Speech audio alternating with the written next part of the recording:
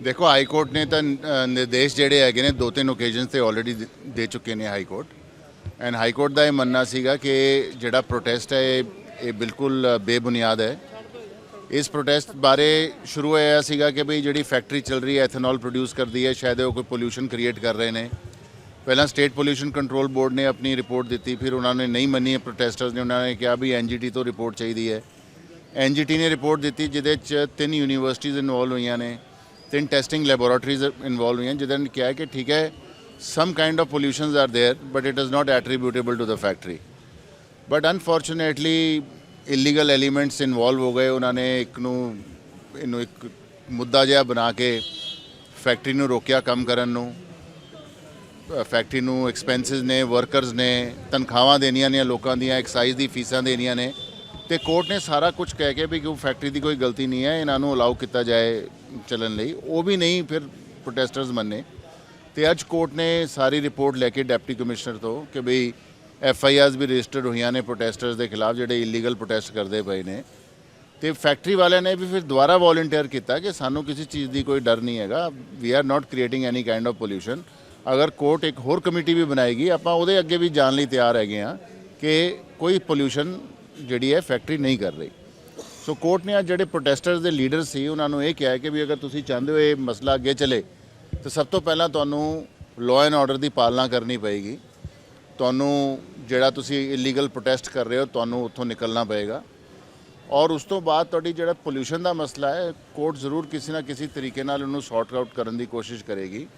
ਭਾਵੇਂ ਇਹ ਜਿਹੜਾ ਪੋਲਿਊਸ਼ਨ ਹੈ ਫੈਕਟਰੀ ਨਹੀਂ ਚਲਾ ਰਹੀ ਲੇਕਿਨ अगर कोई फैक्ट्री के कारण नहीं है लेकिन किसी भी होर कारण है तो स्टेट में डायरैक्शन दित्तियां जा सकदियां ने। बट तुहाडा जिहड़ा प्रोटेस्ट करने का तरीका है और किसी को नुकसान पहुँचाने का तरीका है बिल्कुल गलत है।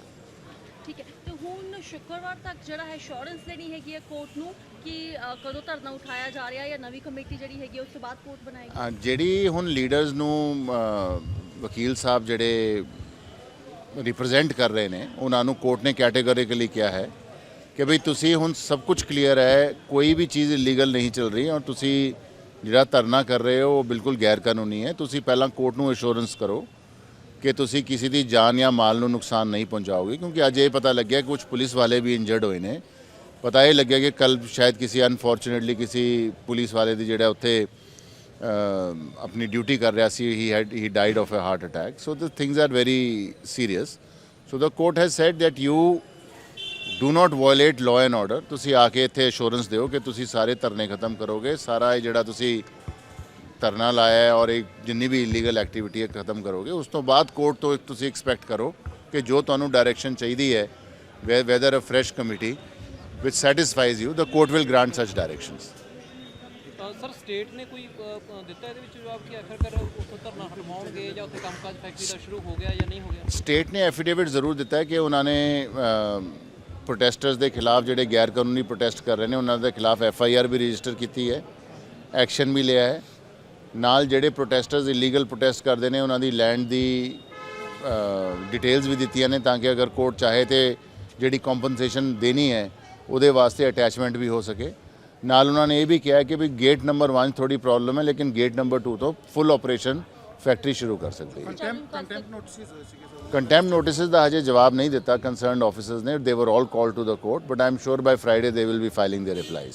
हर तरह की खबर सब तो पहला वेखण लई सबसक्राइब करो चैनल काशी टीवी।